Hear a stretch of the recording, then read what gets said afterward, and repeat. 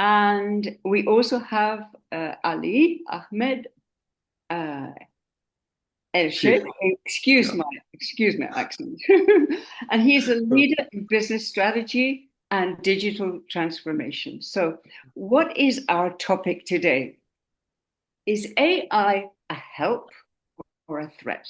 50% of people in the US believe it, 50 to 60% believe it's a threat, and 50 to 60% believe it's an asset.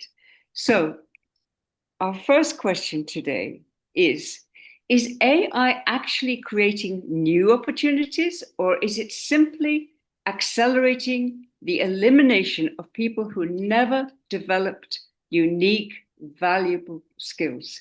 So, um, Dr. Hussam, would you please answer that question? Good morning Yes, for first. sure. I actually believe. Good morning. Good morning first. Good morning. And Good I, morning. first of all, I'm very honored to be on your show tonight, and I feel that you're doing actually a great thing, which is the purpose of life and understanding the human aspect in an era of digital transformation. I actually believe it's doing both. It's actually creating opportunities, and it is eliminating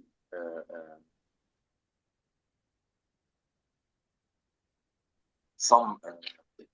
AI is an amplifier.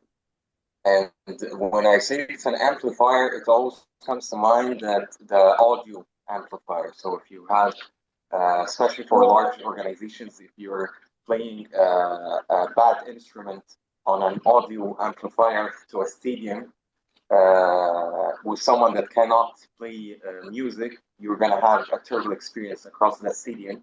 And the exact opposite, if you have a good instrument and someone that knows how to exactly play that instrument, it amplifies a great experience across that stadium. So the thing that happened, or that's happening right now, is that for years and years, companies or organizations tolerated average performance and tolerated mediocre performance. And I feel that's exactly where the companies right now are understanding that's the threat or that virus that has been tolerated for years and years to accept a moderate performance of an employee just because the cost of replacing that employee is too high. Right now, AI just made that obsolete because it's very easy to replace him with an AI agent that does the exact same work and gives the exact outcome and maybe even better. So I feel like the AI didn't eliminate the opportunities as much as it eliminated the excuse of staying average in the current market. Thank you.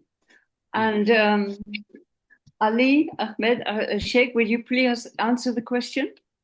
Sure, sure. I'll repeat it again if you like. Is AI actually creating new opportunities, or is it simply accelerating the elimination of people who never developed unique, valuable skills?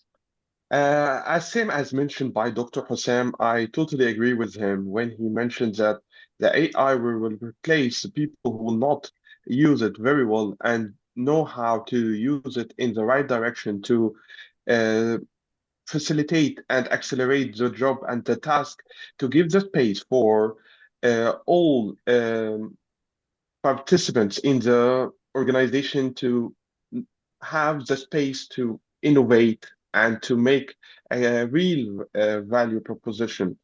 So it is an opportunity for the people who can use it and can use it in for the sustainable way to make the business growth and to grow in the future.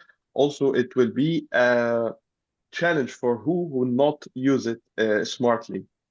Here, I would love to use a quote for Alvin Toffler when he mentioned that the illiterate of 21st century will not be those who cannot read and write, but those who cannot learn, unlearn, and relearn.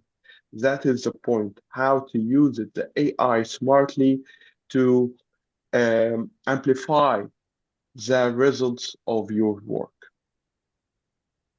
Very good. And I'd like to add a comment because this is Sure. my expertise about unique, valuable skills. Do we find them in school? No. Do we find them in college or university? Our unique, valuable skills? No, we don't.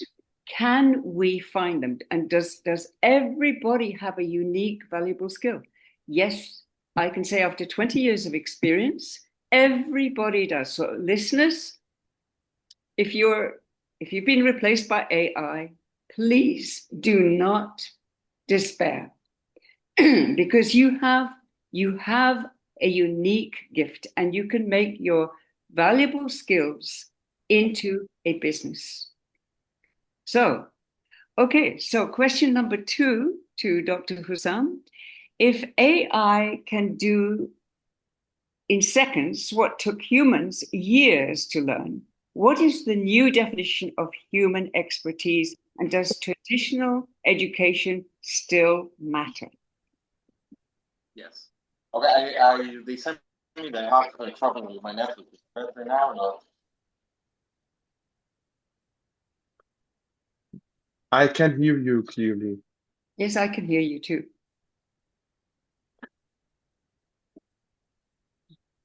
Okay, very good.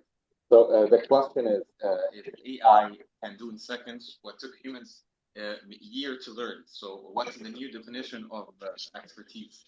Is that right? That's the question? Yeah. Okay, so let's check how expertise was defined across the past maybe 100 years or more. That it's about what you know and what you are doing over and over again. So someone learns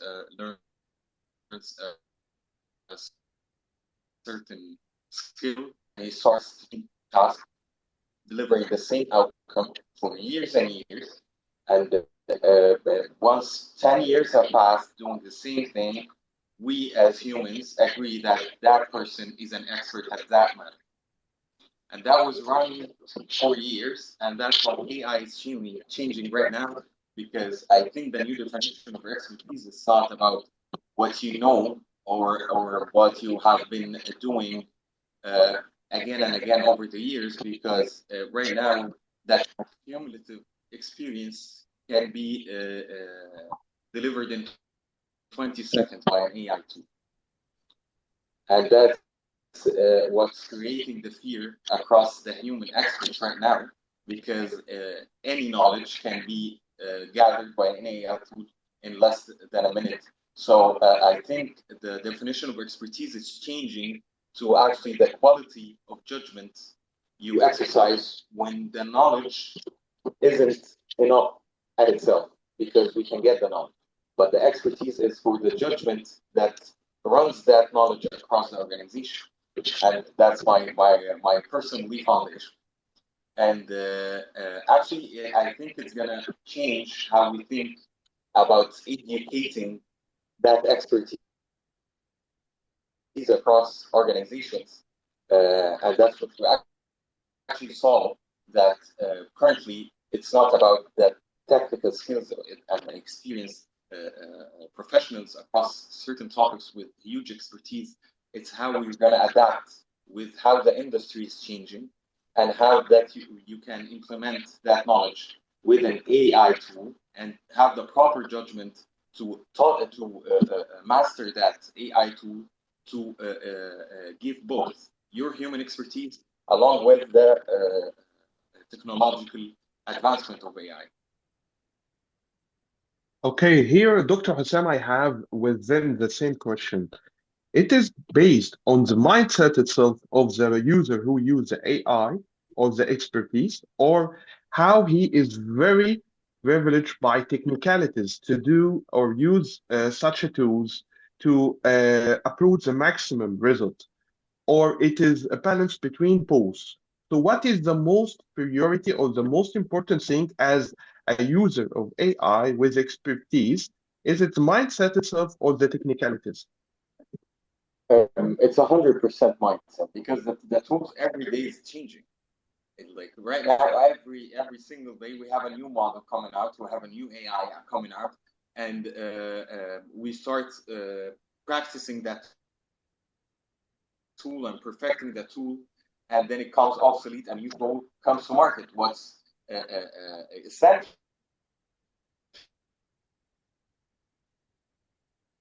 is the mindset. Hey, that was a great question, Mr. Hussein. Thank you so much. Would you like to add to the answer? If AI can do in seconds what took humans years to learn, what is the new definition of human expertise, and does traditional education still matter? Here I would like to highlight that as when I asked Dr. Hussam, it is a mindset or technicalities. It is about word using in the technology industry called agile. It's how to adapt. It is not matter about the traditional educational or the modern education. It is how to make the maximum benefit of the education itself and use it in a very smart way to provide a true value proposition, not only for your firm you're working at, but for the whole global society, and to uh, use a great impact. I would love to mention the expression of Dr. Professor Philip Kotler when he mentioned in his masterpiece, Marketing 6.0, when he said we are living in the era of immersive market. So here it is not about the traditional or the modern education, it's how far this education can give the true mindset and to sharpen the skills in the not only for the individuals but for the whole community to create a really unique value proposition for growth. And here I would love to have a quote for Peter Drucker when he said, "The greatest danger in times of turbulence is not the turbulence; it is to act with the yesterday logic." So the traditional education, if it lead us to have a very slow pace to evolve, it will be a true challenge, a great challenge for us to overcome it. Okay, thank you very much. And I would like to add, does traditional education still matter? In the form that it is, it's not serving us because it doesn't bring out the brilliance in every child. Every child does have brilliance. I'm the founder of the Global Leadership Schools, and I believe that every child has a unique brilliance. And NASA has already proved that up to the age of 6, children demonstrate creative genius. But by the time they're teenagers, it's down to 12%. And by the time they're adults, it's down to 2%. So traditional education doesn't work anymore. We have to change our school system that can not compete with AI, but can use AI constructively so that we can learn faster. Children want to learn faster, right? And we Yeah. need to bring out their genius. And by the end of, because the job market is so insecure today, we need to help children have an entrepreneurial business starting at 7 years old and leaving school with an entrepreneurial business they can monetize for the rest of their lives. Yes, if I can add a little something, Sure. if I may, Katarina. Much better now. We hear you much better than. Yes, I changed my network. I Perfect. apologize. So, Perfect. if we take a look at the traditional education, it's actually what's showing us now what's when AI is implemented, changing, and it's actually I see that's going deeper and deeper into AI. I started to notice that my brain is actually being rewired, and in this Yeah, actually. So because the knowledge, the traditional model is that we go to knowledge factories, which is called universities or education academies.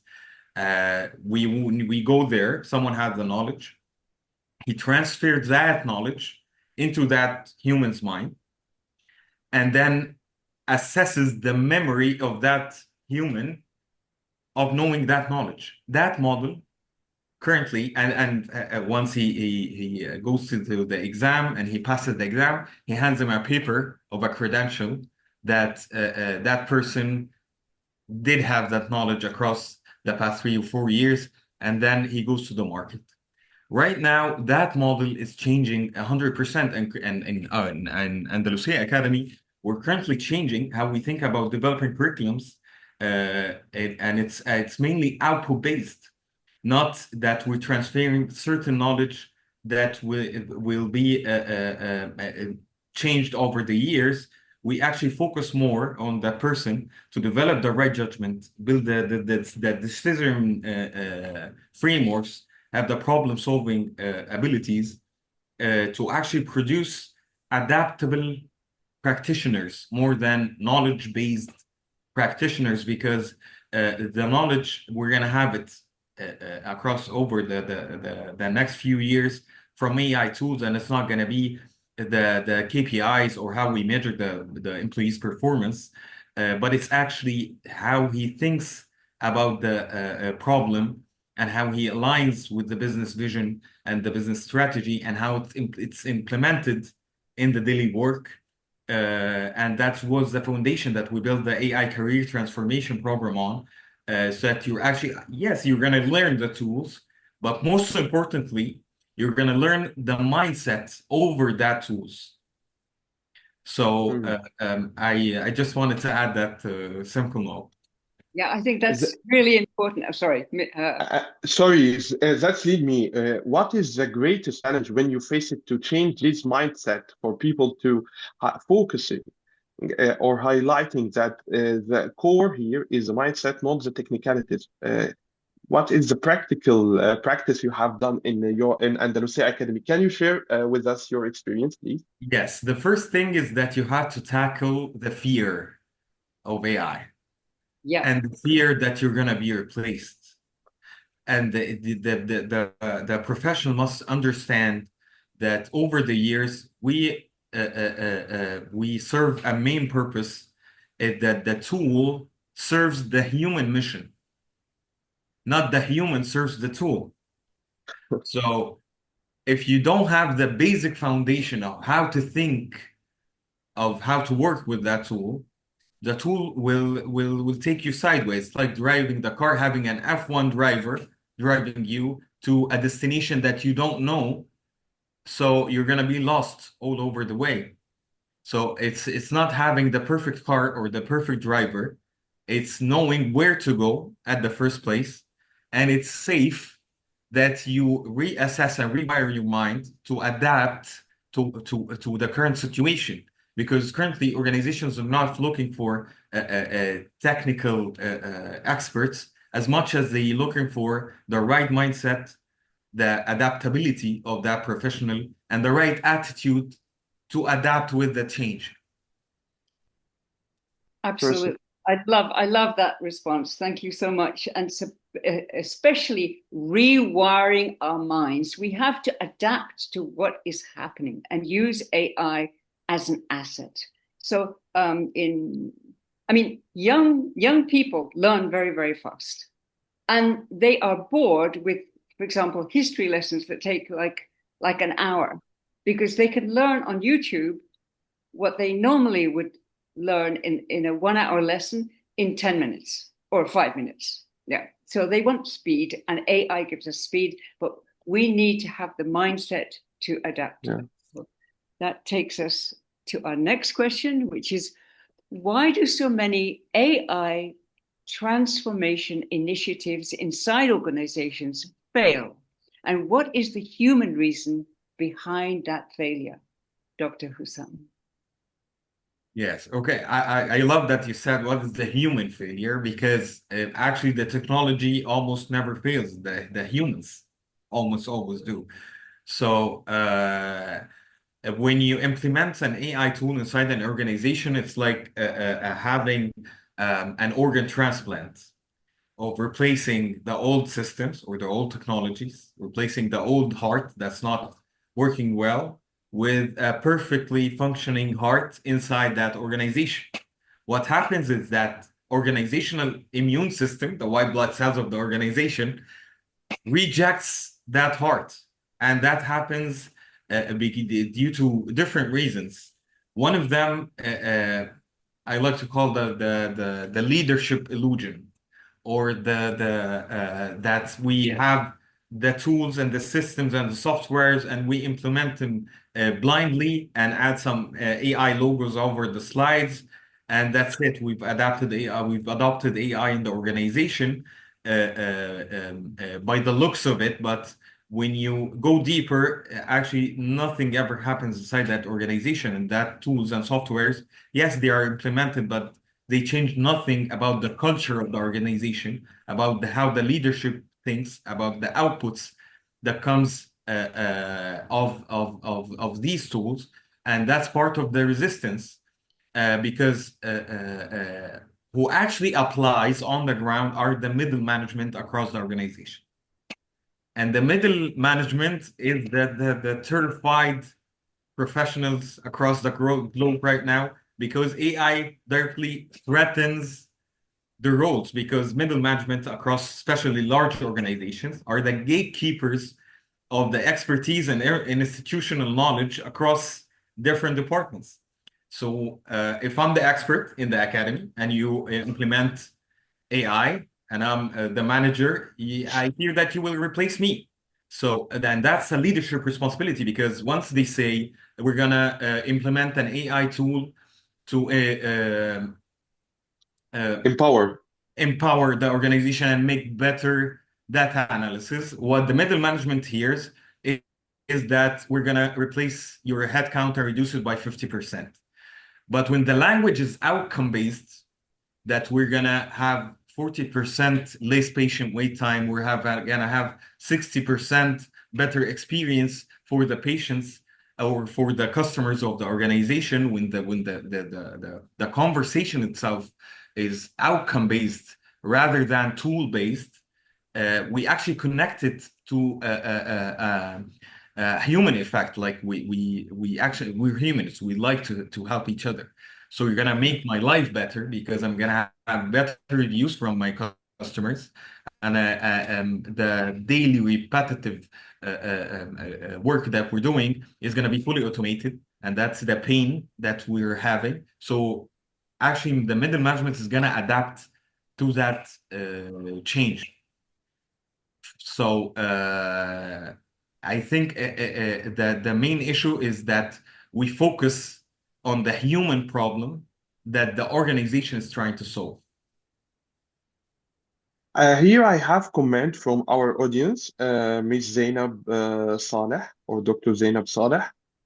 She mentioned in a comment, I think the scarcity mentality is present in certain generations, but millennials have the abundance mentality and the ability to deal and adapt to technology. So what do you think about this comment? Yes, I- actually, it's a very good question, and it's a generational issue. Like Yeah. I believe it's like the dawn of the internet, that everyone was expected that it's a trend and it's not gonna change how we think, and it's currently like oxygen. If you cut Uh, out the internet, you start suffocating, and the millennials, which I think I'm one of them, uh, have actually have kind of the right mentality, because we live the digital transformation phase. So we understand how that is, and we understand that it can affect us positively rather than negatively. And talking about the next generation, we're talking about the Gen Z generation and the Gen Alpha generations. These generations are born with an AI tool inside their hands. So I actually think that generation is going to transform how we operate as human beings. Not It's like only a candies. yes, and it's like handing someone that still trying to learn how to drive a NASCAR, and you put him in the field. So actually, what we need as educators is to slow down the pace to make them feel safe uh, Mm, during that phase of change. And that's the role of the educators, the mentors, the consultants, and the parents to adapt to that change, not to resist that change. absolutely. Absolutely. Beautiful.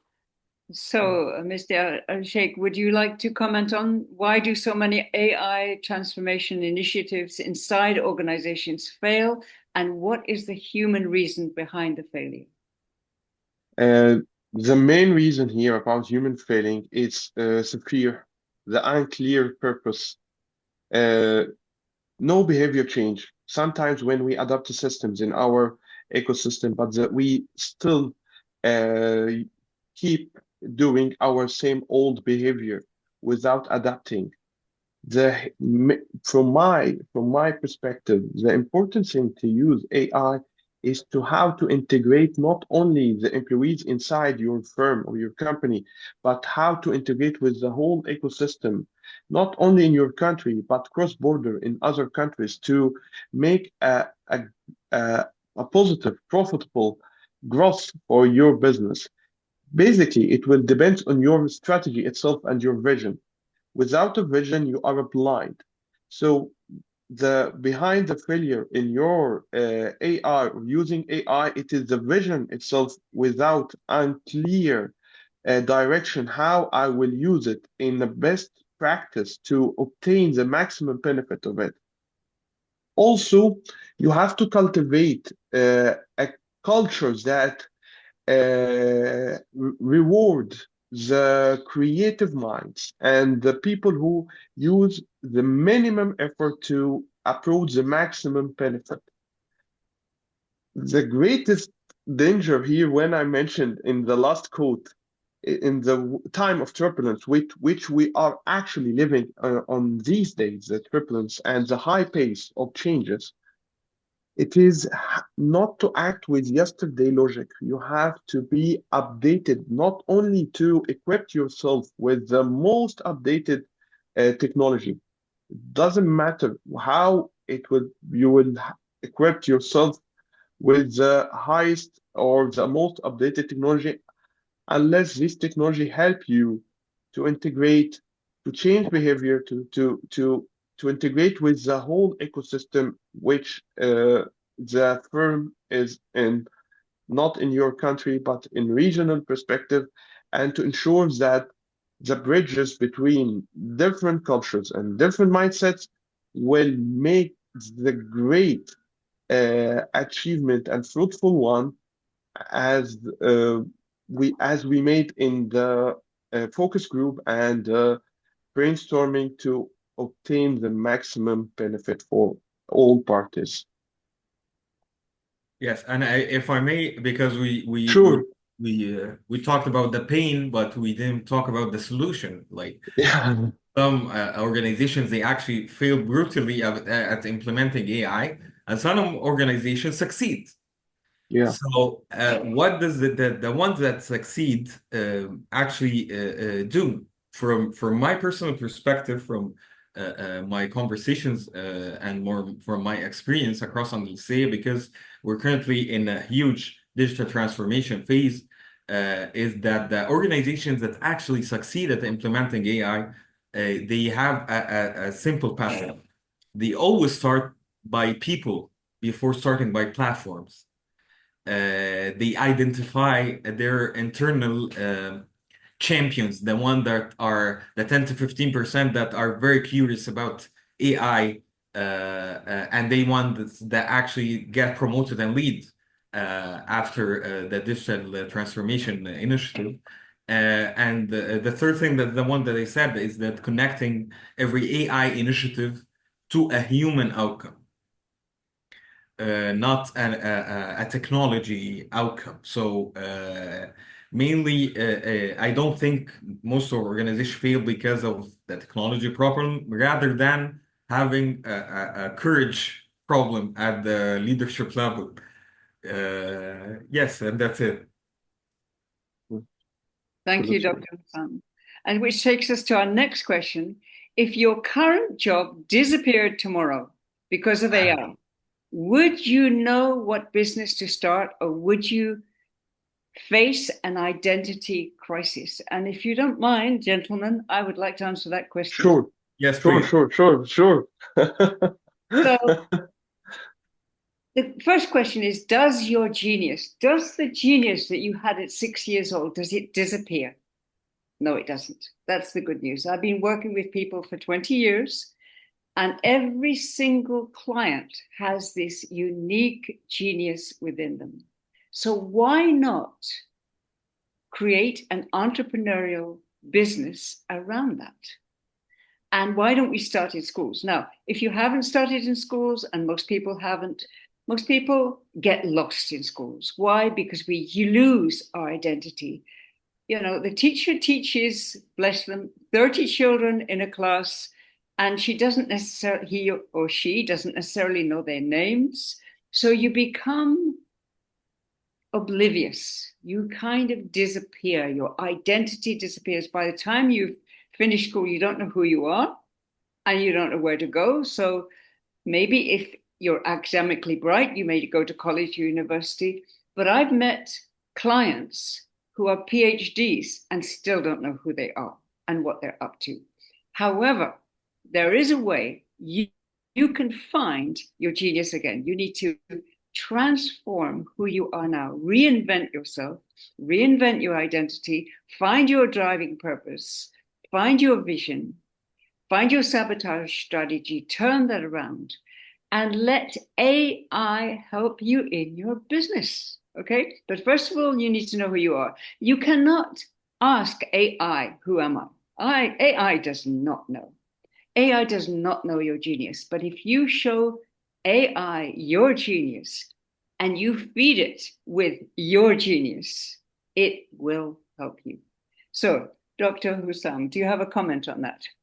Yes, and I really appreciate your answer. It's Thank you. it's mind shifting, and actually I totally agree with you, because we're currently redefining how we know ourselves as humans. Because who am I? I'm a doctor, and that's what we're taught across the years. When someone asks you and who you are, I'm Katarina. What you are, that job title, and that job title defines who you are. Currently, it's not the issue.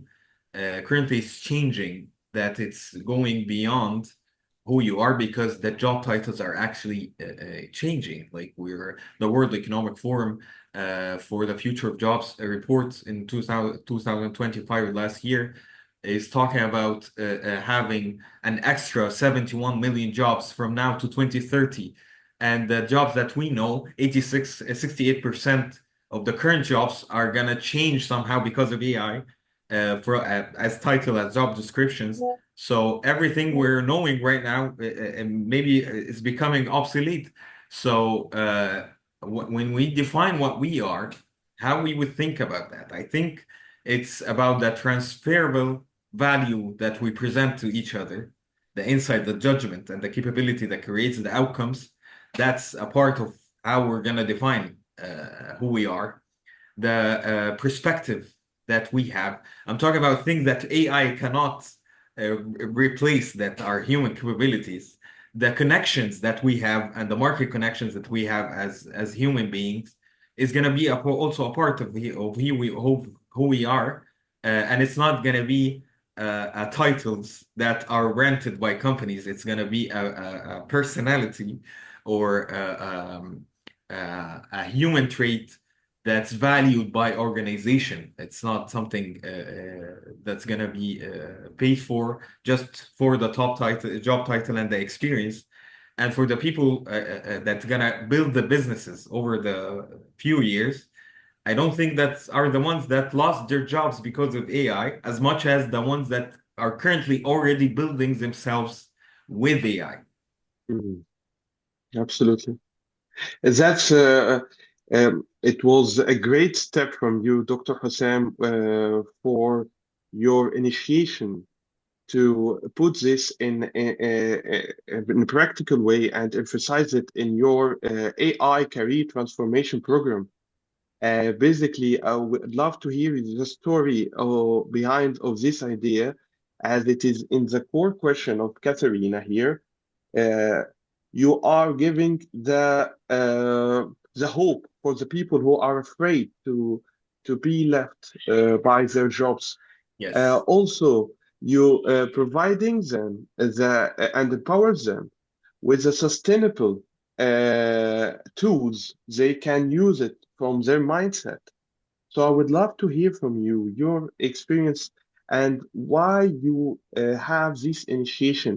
Is it just only a corporate social responsibility from Andalusia as the one of leaders in Andalusia Academy to it is paying back the community? And of course, I know your vision is not only for Egypt, but in the worldwide to provide such a value. Yes. So I would love to hear more about this experience because it is very relevant for Katerina question if your job disappeared tomorrow because of AI. Yes. Please, can you speak about this experience, please? And your initiation, of course. It's actually much more bigger than just a program or a course. Uh, it's something that I personally am passionate about, developing human beings and helping each other to understand what we are and when we need to become in uncertain times like the times that we have right now. Because we're not in a mature market of digital transformation or AI. We're in a growing market. And that growing market is replacing people and developing people. The ones that are on in the focus area right now are the young people. They are backed by countries, they are backed by organizations, backed by NGOs. Everyone wants to teach young children and the young professionals for AI and digital transformation. The ones that actually face the problem and that are a gap in the market right now are the professionals from 5 to 20 years of experience that are in the are fearing, are terrified of getting replaced by younger professionals and AI agents. Mhm. So, in order to overcome that, they go randomly learn some AI tools and expecting that that's what the organizations need. Once they go and get hired in that organization, the organization 2 or 3 months fires that person because it's the AI tools he learned, it's irrelevant with the tools that the company uses. And the issue was never the tools. And currently the professionals do not understand that. It's not in the tools. It's in how you use the tools. It's in the digital transformation mind. So, and the current programs in the market don't address that in that specific way.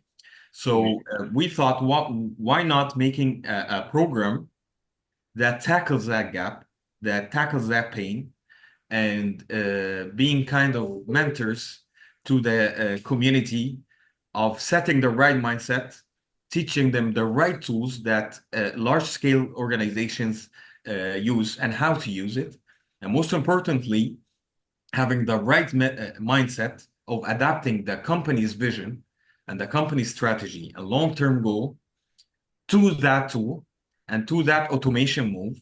So it guarantees his sustainability and that he always stays in the organization and he becomes irreplaceable by AI because he used AI, not replaceable because of AI, because it empowers him to become irreplaceable in the organization.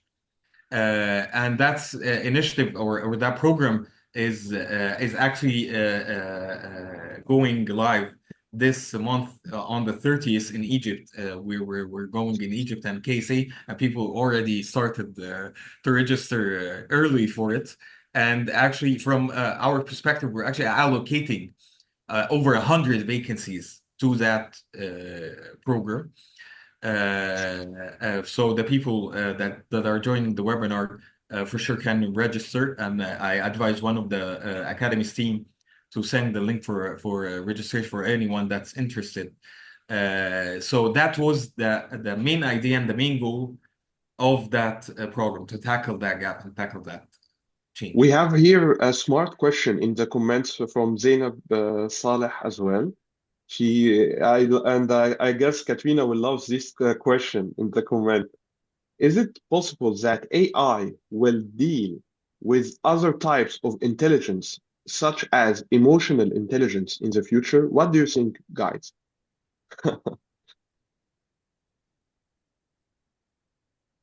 Dr. Hussam, would you like to answer that question? Yes, I'd love to.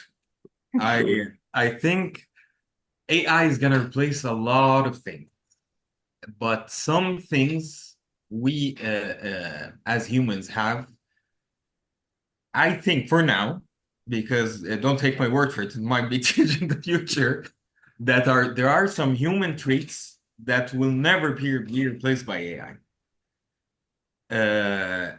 Emotional intelligence as a broad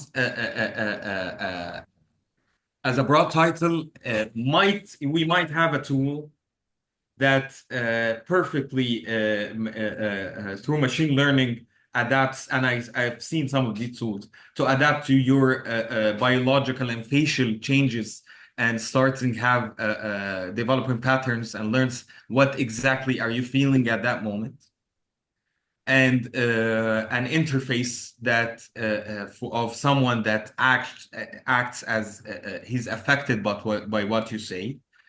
But it's actually it's not happening, because the human qualities that we have that cannot be replaced, like the moral courage, the empathy that we have for each other, that's something that's not going to be replaced easily by AI.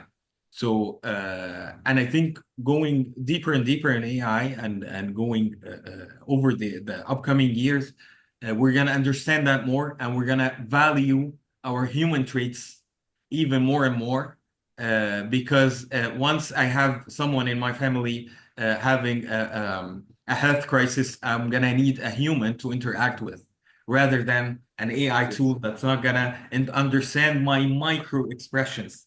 Because as humans, we have some narrative meaning making, especially us Egyptians, of having the same phrase, but that phrase means three different things. That exact phrase means three different things. If taken out of context, it might say it mean something today. When I say tomorrow in a different situation, by the same way, it means something else. That's something that's never going to be understood by AI, because that's a historical trait. That's a trait that we developed, agreed with each other, that we developed that trait as human beings, and we cannot voice it. We cannot say how it is exactly. And empathy, especially contextual empathy, the empathy of something that we have inside a conversation. It's not reading, it's reading what's not being said, and that what the words cannot describe. That's something that AI would never understand, because empathy between us humans is developed by knowing that we're fragile. We're not all strong. Where it's integrated by the fear of loss. So that's something else that's not going to be replaced by AI. And the moral courage for that's when we speak about decision making inside organizations. I can teach an AI tool perfectly what are the rules? Do not lie. Do not make up something. When you have these situations, you have to take the right decision. The moral courage is taking a decision that's on paper sounds wrong. It's for tackling a head of department or a CEO with a financial, a bad financial outcome for a good purpose, even knowing which that I'm gonna be fired the next day. we call it intuition, to have the Intuition, intuition right? as which difference us as a human being from the machine, the Yes, intuition. yes, I Lovely. think we need to remember that even though, you know, the AI experts are feeding AI with what they call a soul. I'm sorry, it is impossible to give AI a soul. We have souls, AI does not. We Yeah. have spirits, we have souls, we have hearts, and we need to focus on that as human beings. That those are our number one assets. And as you said, Dr. Hussam, we're here to help each other.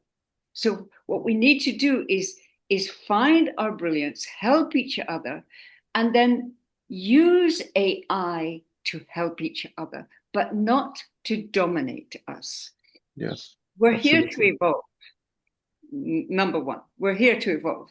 And AI cannot help us evolve directly. Okay, it doesn't have a spirit, doesn't have a soul. So let's keep it in its right context. And I love that you say that we need to adapt. We need to adapt to AI. We need to adapt to technology that's happening at nano speed.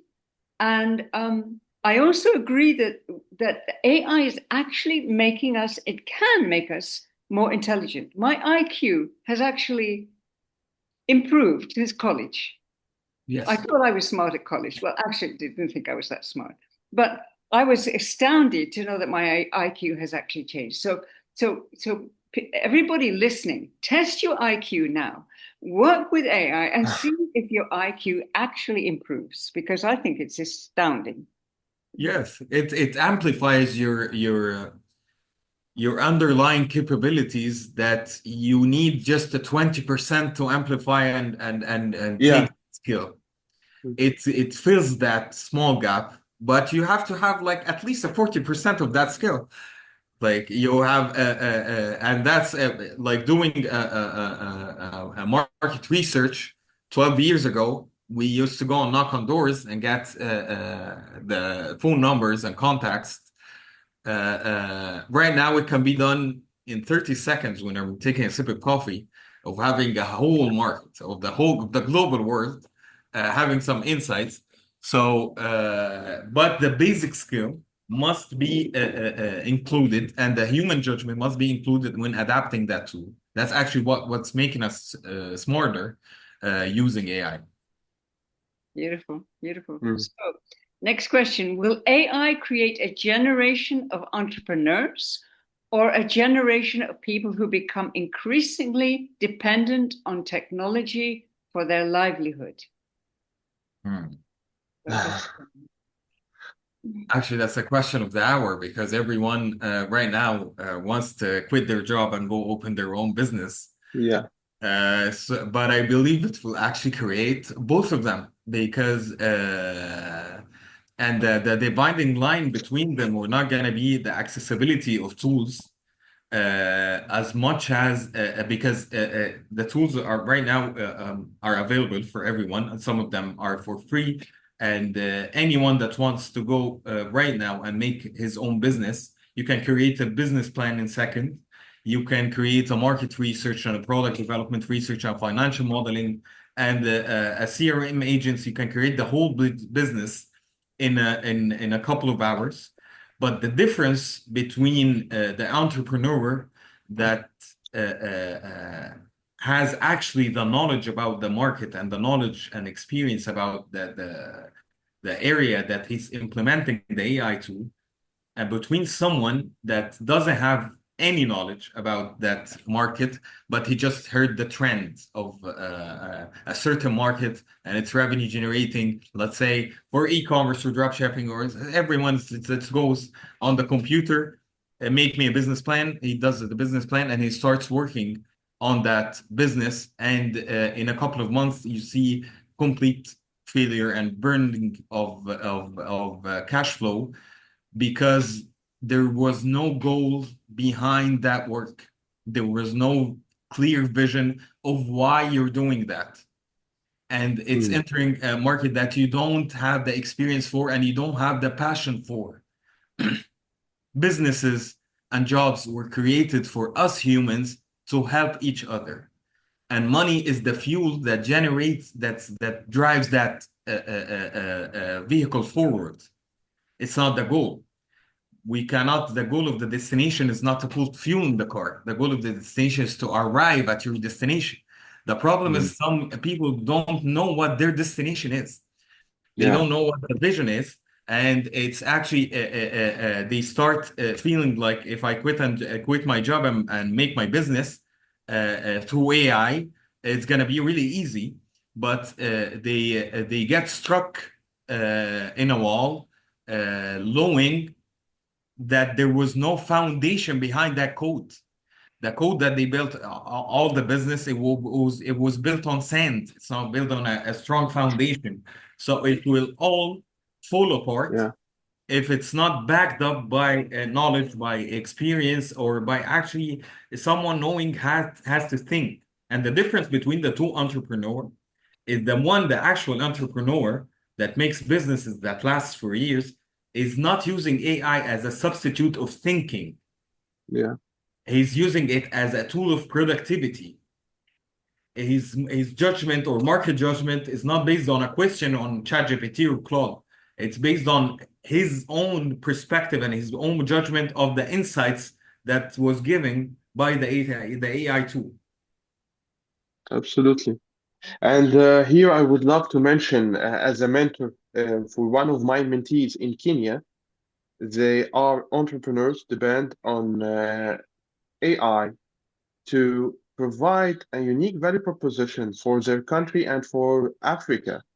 It's very smart idea. It's how to amplify the people who have the talent or want to have a content in the social media to provide it.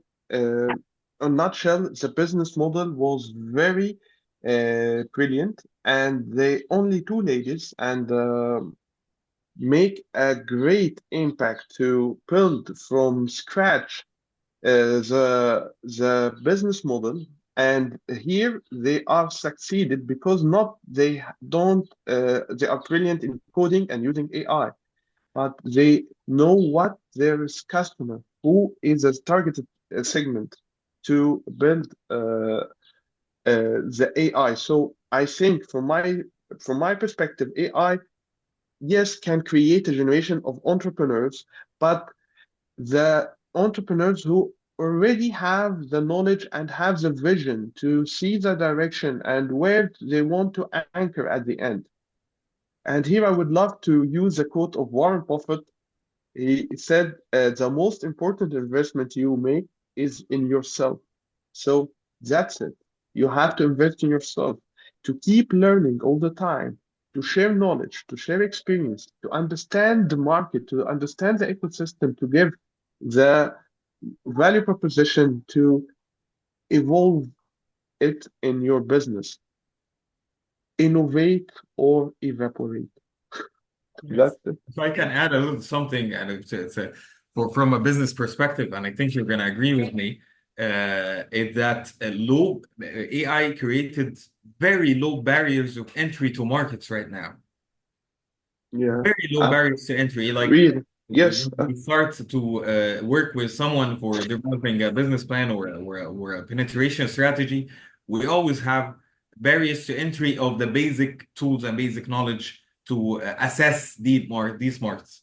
And these low barriers to entry, unfortunately, create low discipline operating. That's the crisis of the entrepreneurs, because the struggle that you have to build the business. It actually builds character and builds resilience and advances your market judgment.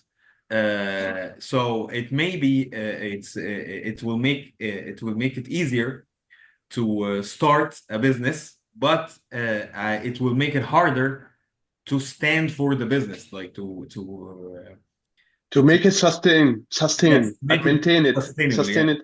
Yeah. Exactly. So I love your comment, Dr. Hossam, that many businesses are built on sand. It's not, there's no vision, Yeah. there's no mission, there's no passion.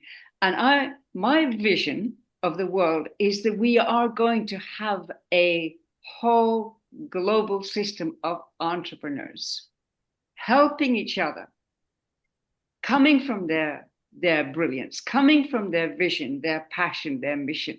Because up to now, sorry to say, it's been survival. Money, money, money, money. And that concept is built on sand. I know billionaires who've made a lot of money, but they're miserable. But entrepreneurs create, as you say, they create a mission, a vision. They become resilient, they grow, they evolve through their businesses. So instead of competition, we're going to have cooperation, global cooperation between young entrepreneurs already in school and then globally. So we won't compete. We won't be jealous of each other anymore. There's so much jealousy. There's so much backstabbing in the corporate world. That is going to change. My vision says it's going to change. And I think we are looking at a future based on vision and mission and purpose rather than built on sand. Yes, I and love it. vision can be can succeed through working in an organization, because that's not people always look at corporate industries like that bad beast that hires and fires and eats people alive.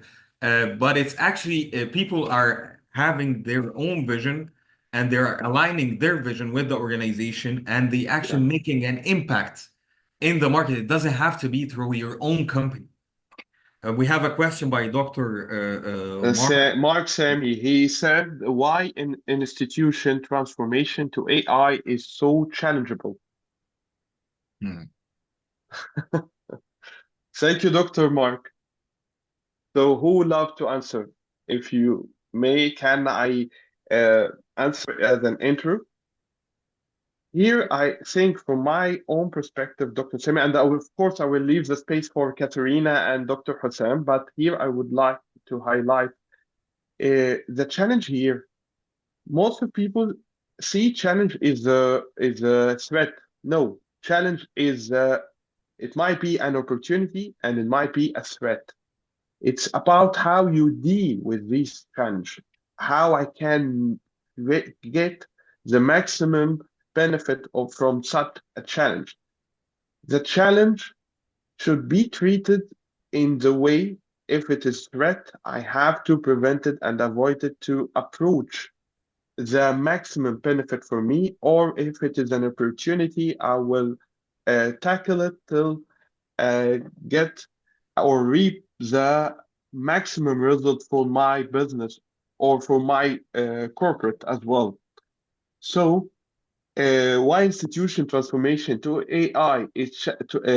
I guess at the end, it is the culture and the fear. What we mentioned in our very first of our webinar is the fear and uncertainty. And I guess this fear because most of people are not having the knowledge and education to deal with such a fear. So from the first beginning, you have to learn more, know more, and to see the case studies and use case and how to make a benefit of it. So here the challenge could be durable to make a great benefit from it. That is from my own perspective as an intro for this question, and I will leave the space for you, Katarina, and Dr. Hussam, if you love to answer Dr. Mark's question. Thank you. Thank you. Perfect. Dr. Hussam, would you like to respond to that? Yes, I'd love to. And I would love to go actually a deeper layer inside that organization, because I was having a conversation with Mr. Ali past week about something they call a silent veto. The silent veto is when you have a partnership or you have an initiative going between two organizations that you want to implement something that you cannot refuse. It's a move that's going to transform the organization to have better outcomes, and we're going to have a better ROI, and we're going to advance you as human beings. No one can ever say no. But there are some people, the spuffs, I call them, the single points of failure, the ones that have the knowledge and they don't want to distribute that knowledge. Yeah. They actually resist it silently. They try to slow the process as much as they can, because it's gonna expose them for what they actually are. They have the knowledge, they don't want to distribute it, and it's not that so much knowledge, it's just the front facing screen that they put. So they go on meetings and they actually make the project even harder and harder and harder as a smoke screen to not see what's what's behind that smoke screen. And the project silently and slowly dies over time. That's a part. Another part is the power redistribution that's going to happen inside the organization. That's actually a fear, especially in the middle management, like I said, because it flattens the information asymmetry across the organizations, right? AI feeds on clean data, on information that are clean and distributed evenly across the department. Another part is the process ownership, that people have always done this way, and now you want me to change by doing that way. And that actually happens with a lot of resistance for employees across the countries. These three layers are owned by leadership. Mhm. It's actually the responsibility of the leadership or the managers that announced that transformation for that department and then disappeared from the execution to actually be accountable for that behavior change of the employees. And I personally feel when connecting to the human outcome for these all of these people that I mentioned, what's going to happen? They have to be asserted that it's not going to threaten them. It's not going to affect them in a bad way. Actually, it's the knowledge that you have.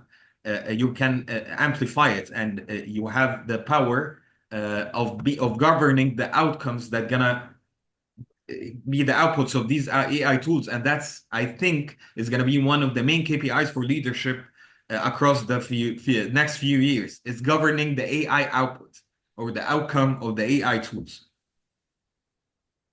We have here another question and comment from Hamoudi Humplaku, who said, "How should people respond to the challenge of AI improving so quickly?" What do you think? What do I think? Yes. Okay. The internet itself and the internet speed is actually advancing year over year, but are we feeling it or not? Yeah, We're not feeling it. We're not feeling yeah, absolutely. it. Anything is happening to it. The internet move happened, and we've adapted to it, and we're taking everything slowly and at our time. We do not have to adapt to the speed of AI advancements. We have to adapt to our own advancement, not the AI advancement. We need to advance step by step to reach a certain mindset to tame that beast that's called the AI. We have to learn the skill to tame the lion and to put him in a cage. So once we do that, any type of line we're gonna be able to work with. So we don't have to respond that quickly to the challenge of, if I understood the question right. Yeah, Brilliant. absolutely. so much. And this takes us to our last question. Could the greatest opportunity of the AI revolution be not technological at all, but the opportunity for millions of people to reinvent themselves, discover their purpose, and create a more meaningful future? Dr. Hussam. I'm sorry, I didn't hear the last part of the question. Okay. Could the greatest opportunity of the AI revolution be not technological at all, but the opportunity for millions of people to reinvent themselves, discover their purpose, and create a more meaningful future? Yes, absolutely. And if we look back for the revolutions, this is actually considered the third revolution, because we first had the Industrial Revolution, and it wasn't a technological move. It was a human identity and community move. And then the digital revolution of the internet, which was emerged from disruption to pinpoint a human challenge that we're having for creating a new tool to service as human. We're very talented of creating products that it makes our lives easier. And currently, the transformation move of the AI is actually it's doing something more profound. It's removing the excuse of people that had for not examining who they actually are for decades, with the excuse of business that we're actually busy. I don't have time to learn a new tool or to learn a new skill or to actually look at myself and see what purpose do I have, what do I need to advance, because I'm very busy. I don't have the time to explore even myself. I don't know if you agree with me or not, but using AI right now will take off that layer of business if implemented correctly, and would give us a clearer lens of how we see ourselves or how we discover ourselves as human beings. And that's what I feel, that every technological revolution, in its core, it's a human identity revolution. It's not a technological revolution, and AI is not an exception for it. Dr. Hassam, we have two comments in our comment. One from Dr. Mark Sami, who said, I think there is a huge gap between employee levels, especially due to age. Managers' response is different to this transformation. Response is different to this transformation. This is Dr. Mark Sami comment. He highlights that the age and manager mindset and the responding to AI, it is a gap, it's a huge gap between employees level in the same institution. Yes, Also, because so go, and we can go. I'm sorry, I apologize. No, and we will have another comment, but please go for this one. Yes, let's take it one by one. So the problem is that we teach AI across the three levels by the same way, which is not right. For the young professionals, it's not the tools training, it's only the depth building. It's very easy for them to adapt to the tools. For the middle management, it's mainly judgment translation or judgment of the outcomes and implementing, advancing that knowledge to the younger professionals. And I say young professionals, I'm talking about young professionals from 25 to 35 years, not younger than that. For the senior leadership, it's not about ROI. It's actually also about judgment and alignment between the teams and departments, and providing a clear path and vision through these three phases. The failure that happens because organizations treat AI as a tool to be taught to the three levels by the same way, without explaining how to connect the business challenge to the tool outcome. So we need you to develop an agent. Yeah. And some people inside organizations, they think about that agent is going to be developed to replace me because that's Yeah. actually an organizational move. Like, I hear this all the time. yes, Agents will yes. replace me. They have this fear. And it actually it's a part of what's actually happening because if you have a gatekeeper of information and he goes for a vacation, it's not always that he's fired or he gets sick and that department fails because that person is not there. That's what the AI agents are for. It's not for replacing that human. It's for preventing the gatekeeping of information that are essential to the life of that organization and the service of the customer it serves. So that's my 2 cents on the issue on the employees levels and the age gap. Okay, Katarina, here we also have another comment, and Dr. Hussam from Dr. Dalia Nagdi. She said, you previously mentioned that AI is a powerful tool that can help business improve productivity, support decision making, and enhance overall performance, even increase IQ, which I 100% agree with. However, taking that into consideration, how can we ensure that we are using AI respons responsibly while maintaining a balance between AI utilization and environmental sustainability,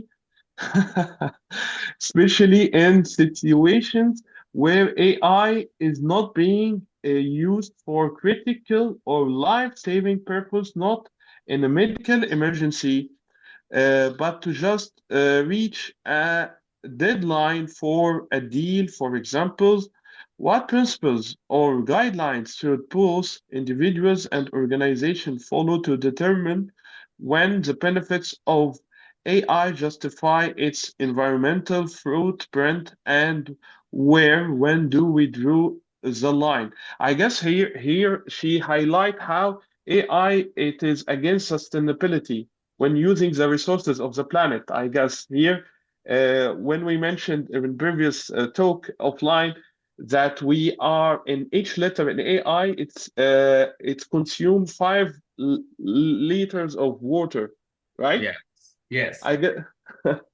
And it is an environmental challenge. And I thank Dalia for that. It's actually not a question, it's an oral exam. Uh, I thank you so much for Dalia because actually she's one that opened my eyes for an invisible that and people are not looking for that environmental costs. Yeah, How much is AI's processors consuming clean water yeah, to give us a recipe of something that we want to eat or something.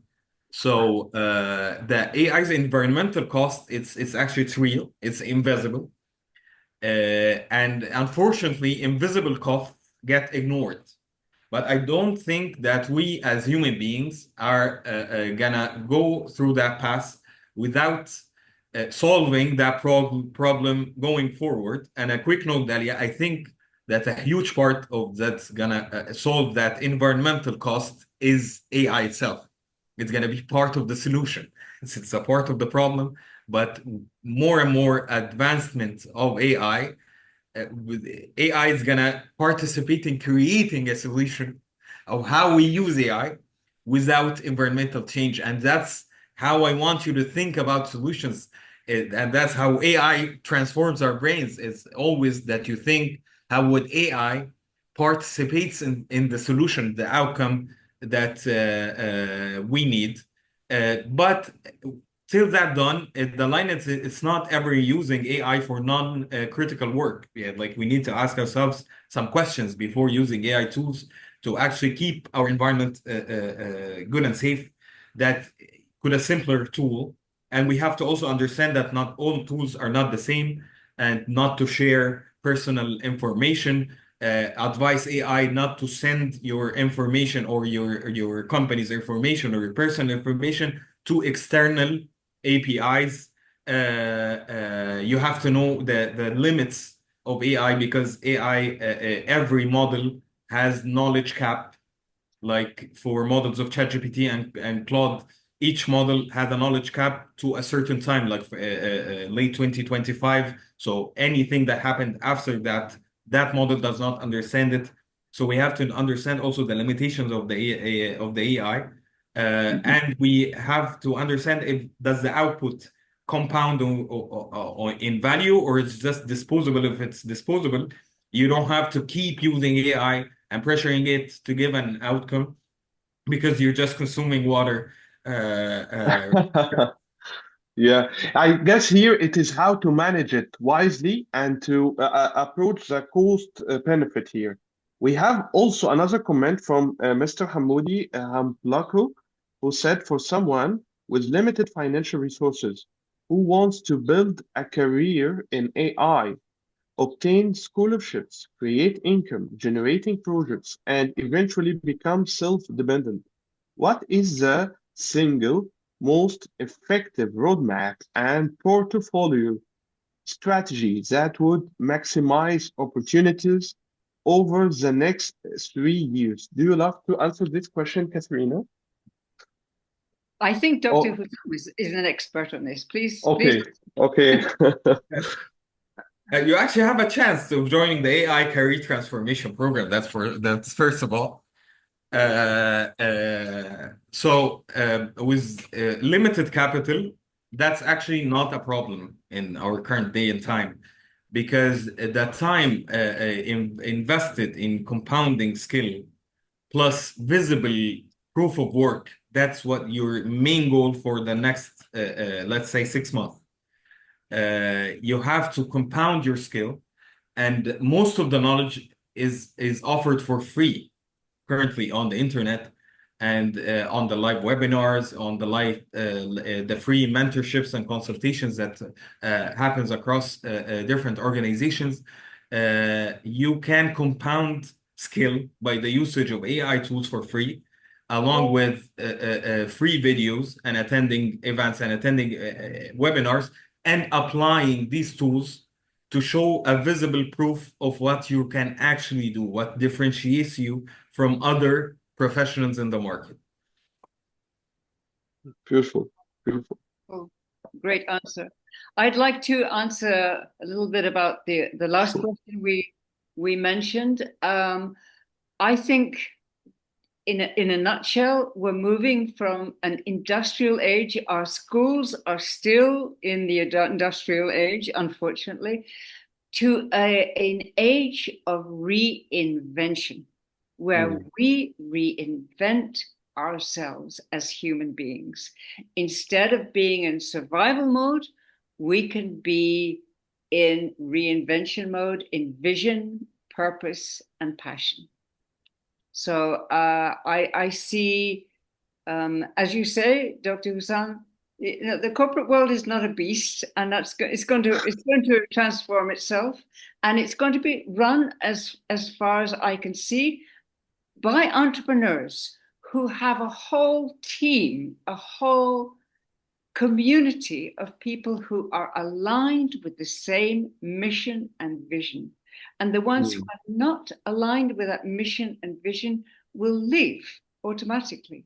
So it's not AI's fault. We can use AI in the best way possible. So now I'd like to say this webinar was supposed to be 30 minutes. Now we're over 1 hour, 20 minutes, because we're having such a great time. And thank you so much, Dr. Hussam. Thank you, Mr. Ali. And thank you, everybody, for commenting. We love your comments. We love your questions. So keep asking. And we will see you next week. Yeah, keep tuned. We have a lot of surprises and info. And thank you, special thanks to Dr. Hussam for his participant. And I believe we will have a sequential webinars with you, Dr. Hussam, regarding the participation and the comments to cover all things. Thank you, Katarina, for your time. Thank you, Dr. Hussam, for your time. And thank you, everybody, for your time and your fruitful participation in our webinar. And looking forward to have you in our next webinar in the next week, inshallah. Thank you so much. It was a pleasure. Likewise, Dr. Hussam. Likewise. Thank you all. Thank you. Goodbye. Have a lovely day.